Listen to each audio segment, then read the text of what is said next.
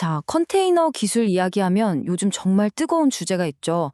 바로 도커냐? 아니면 파드맨이냐? 이 두 거인이 어떻게 다른지, 그리고 2026년인 지금 우리에게 어떤 도구가 더 맞을지 오늘 한번 제대로 파헤쳐 보겠습니다. 바로 시작할게요. 우선 도커가 어떻게 표전을 만들었는지부터 시작해서요. 이 둘을 가르는 아주 결정적인 데몬 문제에 대해 짚어볼 겁니다. 그리고 나서는 파드맨의 무기죠. 데몬리스, 루트리스 설계와 쿠버네티스와의 찰떡궁합을 알아볼 거고요. 마지막엔 그래서 실제로는 뭐가 다른지, 뭘 써야 할지 딱 정리해 드릴게요. 네, 첫 번째 주례입니다. 컨테이너, 그리고 도커가 만든 표준. 그렇죠. 앞으로 어디로 갈지 보려면 일단 지금 우리가 서 있는 곳, 그러니까 지난 10년 동안 이 판을 만든 도커 이야기부터 시작해야겠죠? 사실 현대 소프트웨어 개발에서 컨테이너는 그냥 엔진 그 자체라고 할 수 있어요. 근데 여기서 중요한 건 도커든 파드맨이든 둘 다 OCI, 그러니까 오픈 컨테이너 이니셔티브라는 똑같은 표준을 따른다는 거예요. 그래서 같은 이미지로 어디서든 돌릴 수 있는 거죠. 시작점은 같은 셈입니다. 정말 지난 10년 동안은 도커가 이 모든 걸 가능하게 한 만능 열쇠 같았어요. 컨테이너라는 복잡한 엔진을 누구나 쉽게 쓸 수 있게 해줬으니까요. 그래서 우리에게 컨테이너 이퀄 도커, 이게 너무나도 익숙하죠. 그런데 말이죠. 바로 이 익숙함 속에 아주 중요한 질문이 하나 숨어 있습니다. 자, 두 번째 이야기. 바로 중앙 데몬의 문제점입니다. 이게 바로 도커와 파드맨을 가르는 가장 핵심적인 차이고 오늘 이야기의 진짜 주인공이라고 할 수 있어요. 이게 왜 그렇게 중요하냐면 보안이나 안정성 같은 아주 민감한 문제랑 직결되거든요. 데몬, 좀 낯선 단어일 수도 있는데 쉽게 말해 상주하는 집사 같은 거예요. 컴퓨터 백그라운드에서 항상 대기하면서 시키는 일을 처리해주는 프로그램이죠. 도커에서는 다커드라는 녀석이 바로 이 역할을 하는데요. 모든 컨테이너를 혼자 다 관리하는 중앙 총괄 매니저인 셈입니다. 바로 여기서부터 두 도구의 운명이 갈리기 시작합니다. 자, 이 표를 보시면 차이가 확 느껴지실 거예요. 왼쪽 도커는 클라이언트 서버 모델이에요. 더컬드라는 중앙 데몬이 모든 걸 쥐고 있죠. 근데 이게 뭐냐면 이 데몬이 죽으면 모든 컨테이너가 같이 죽는 거예요. 이걸 단일 장애점이라고 하죠. 반면에 오른쪽 파드맨은 데몬이 아예 없어요. 그냥 명령어를 치면 그 명령어의 자식 프로세스로 컨테이너가 바로 떠요. 훨씬 더 직접적이고 중앙 관리자가 없으니 단일 장애점 문제도 자연스럽게 해결되는 거죠. 그래서 파드맨은 이 데몬 딜레마를 어떻게 풀었을까요? 바로 세 번째 주제, 데몬리스, 그리고 루트리스 설계입니다. 이게 바로 파드맨이 내놓은 대안인데 보안과 운영 관점에서 정말 많은 이점을 가져다 줍니다. 파드맨이 왜 더 안전하다고 하는지 그 이유가 바로 여기에 다 나와 있어요. 일단 데몬이 없으니까 공격할 타겟 자체가 사라진 거죠. 그리고 이게 정말 중요한데 기본적으로 루트리스, 즉 수도 없이 일반 사용자 권한으로 돌아가요. 시스템 전체를 위험에 빠뜨릴 일이 확 줄어드는 겁니다.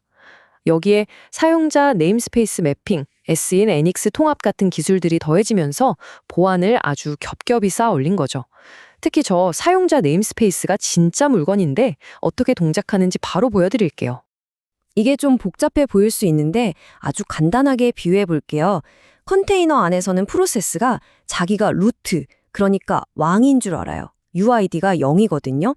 그런데 파드맨이 다리를 놔서 호스트 시스템에서 볼 때는 이 왕을 그냥 UID 10만 번 같은 아무 권한 없는 평민으로 보이게 만드는 거예요. 그럼 만약에 해커가 컨테이너를 탈출해도 밖으로 나와보니 자기는 아무것도 할 수 없는 평민인 거죠. 시스템을 망가뜨릴 수가 없어요. 피해 범위가 극적으로 줄어드는 겁니다. 진짜 기가 막힌 아이디어 아닌가요? 자, 네 번째 주제입니다. 파드맨의 진짜 필살기라고 할 수 있는 부분이죠. 바로 쿠버네티스와의 네이티브 브리치입니다. 요즘 클라우드 네이티브 개발하시는 분들한테는 이게 정말 엄청난 매력 포인트가 될 겁니다. 먼저 첫 단계는 이거예요. 내 로컬 컴퓨터에서 파드맨, 파드로 여러 컨테이너를 묶어서 하나의 애플리케이션처럼 만드는 겁니다. 이 파드라는 개념 자체가 쿠버네티스에서 그대로 온 거거든요. 예를 들면 웹서버랑 데이터베이스를 한 파드로 묶어서 같이 돌리는 거죠. 그리고 여기서 마법이 일어납니다.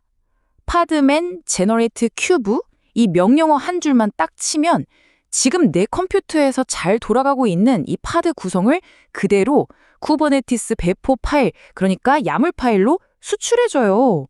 와, 이건 뭐 로컬에서 만든 게 바로 운영 서버 설계도가 되는 거잖아요. 반대도 가능해요. 파드맨 플레이 큐브라는 명령어를 쓰면 운영 환경에서 쓰는 복잡한 쿠버네티스 야물 파일을 내 로컬에서 그대로 재현해 볼 수 있습니다. 굳이 미니큐브 같은 무거운 가상 클러스터를 띄울 필요가 없다는 거예요. 이건 정말 개발 생산성을 엄청나게 높여주는 기능입니다. 자, 지금까지 파드맨의 장점을 많이 이야기했는데 그럼 무조건 파드맨이 좋을까요? 그렇지는 않습니다.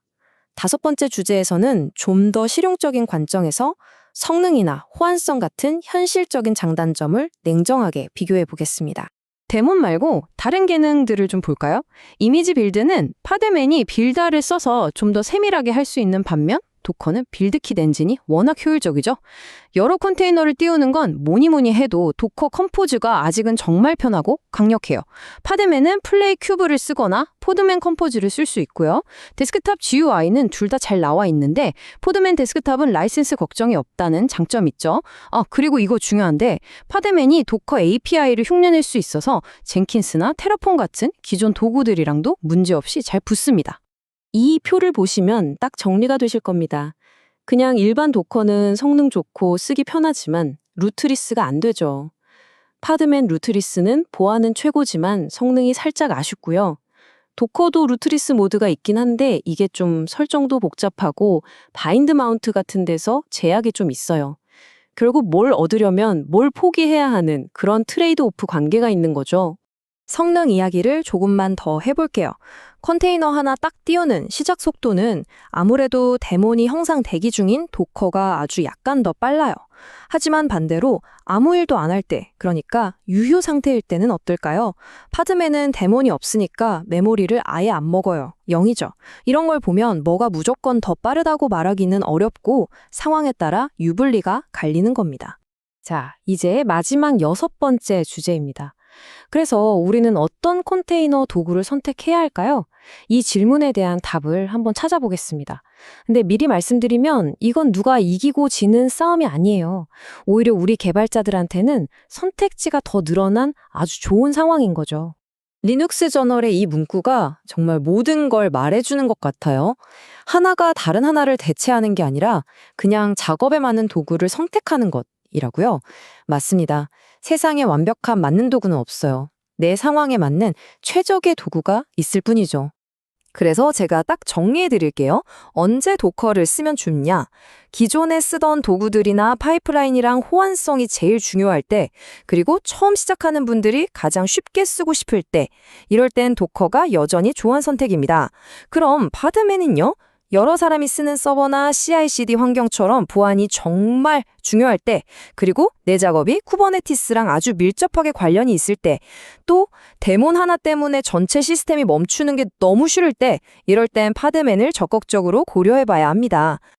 자, 이렇게 보안과 클라우드 네이티브가 점점 더 중요해지는 시대에 여러분은 다음 프로젝트를 위해 어떤 컨테이너 도구를 선택하시겠습니까? 한번 진지하게 고민해볼 만한 질문인 것 같습니다.